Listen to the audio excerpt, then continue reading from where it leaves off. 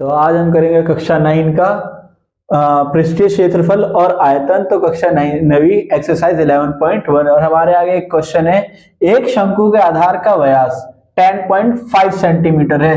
तो हम व्यास का लिख लेंगे d, जो हमें दे रखा है 10.5 सेंटीमीटर, और इसकी तिर्यक ऊंचाई दे रखी है 10 सेंटीमीटर। तो तिर्यक ऊंचाई को बोलते हैं l, जो हमारी है 10 सेंटीमीटर।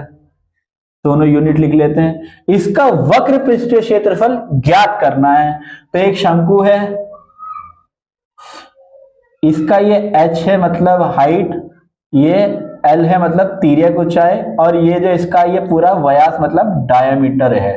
तो हमें इसका सॉल्यूशन निकालना है। हमें सॉल्व करना है, क्या निकालना है? वक्र पृष्ठीय क्षेत्रफल। अब वक्र पृष्ठीय क्षेत्रफल जो होता है, जो वो ये वाला हिस्सा होता है जिसे हम कर्व भी बोलते हैं, कर्व सरफेस एरिया, CS भी बोलते हैं। तो शंकु का जो वक्र पृष्ठीय क्षेत्रफल है वो पाई आर एल है। अब हम क्या करेंगे, पाई की वैल्यू दे रखी है हमें 22/7, 22/7 मल्टीप्लाई, हमें डी दे रखा है और हमें क्या दे रखा है, एल दे रखा है। तो हम डी रख देंगे, क्या रखेंगे डी में? डायमीटर को हम हमेशा रखते हैं 10/2 में रख देंगे यहाँ पे, सॉरी यहाँ इसके नीचे 2 रख देंगे, क्योंकि जो डायमीटर होता है वो R2 होता है, मतलब D/2 वो R आ जाएगा, 2 R हो जाएंगे। मल्टीप्लाई में रख देंगे L, जो हमें दे रखा है 10। अब इसे सॉल्व करने के लिए हम क्या करेंगे, 7 के टेबल से 10 को काटेंगे तो हमारा 1 आएगा। अब 7, फिर यहाँ पे 3 बचेगा तो यहाँ होगा 35, 1.5 ये रह जाएगा, ये 7 कट जाएगा। यहां से 2 के टेबल से 1 टाइम में कट जाएगा और ये 11 बचेगा। तो हमारा जो बचेगा 11 मल्टीप्लाई 1.5 मल्टीप्लाई 10।